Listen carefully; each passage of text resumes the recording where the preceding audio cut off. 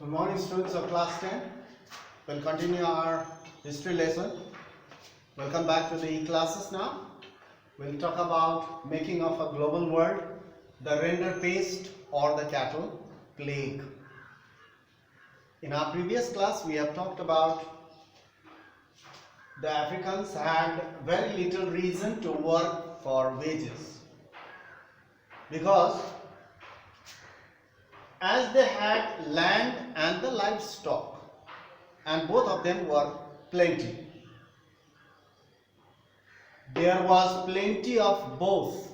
The land was a vast area, was covered with grasses, grassland, and their livestock, they had a huge number of cattle. So they never needed to work.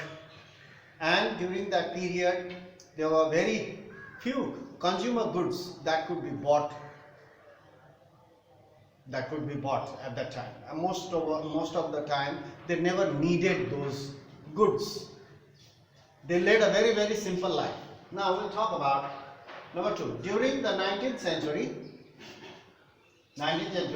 Europeans were attracted to Africa due to resources and minerals. Because Africa, they had a very thinly populated people and there was a huge resource, land resource was there and even minerals were there. Forest was also there. So they were attracted due to resources and minerals. As they came there, hoping to set up plantation and mining. They came there hoping that we will start plantation over here because there is an empty vast land. So we'll start plantation over here and start mining and cutting down the trees and selling the timber and forest product and wild animals. So wherever they look around, they thought that it's all money. They saw money all around. They began to exploit. There was an unexpected problem. They had a dream to make money, but there was a problem. Unexpected problem. They never thought about that problem. Now what was the problem? A shortage of labor. They required labor for all this. Cutting down trees or for farming, for plantation or for mining, they required labor. And they requested the Africans also. Africans were not willing to work for wages. We know and we have learned about that because they never required. They had a huge number of cattle and a vast land. So they were not ready to work for wages. Then what did the Europeans do? Employers, or you can say the Dutch, used various methods to recruit and retain labor. Retain means keep. They applied various methods. How we could get the laborers.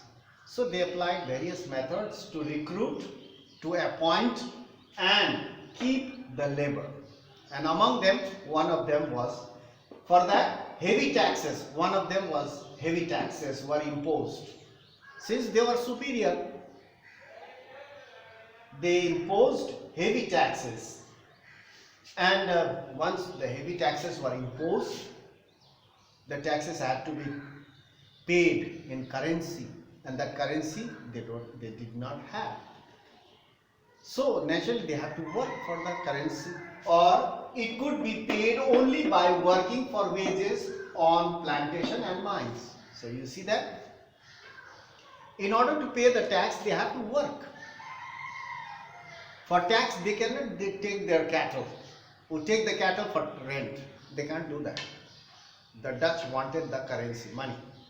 You have to pay the money as tax. So from where did they get the money? So ultimately they had to work in plantation and mines. Now only one member of now inheritance laws was also changed. You can see that only one member of a family was allowed to inherit.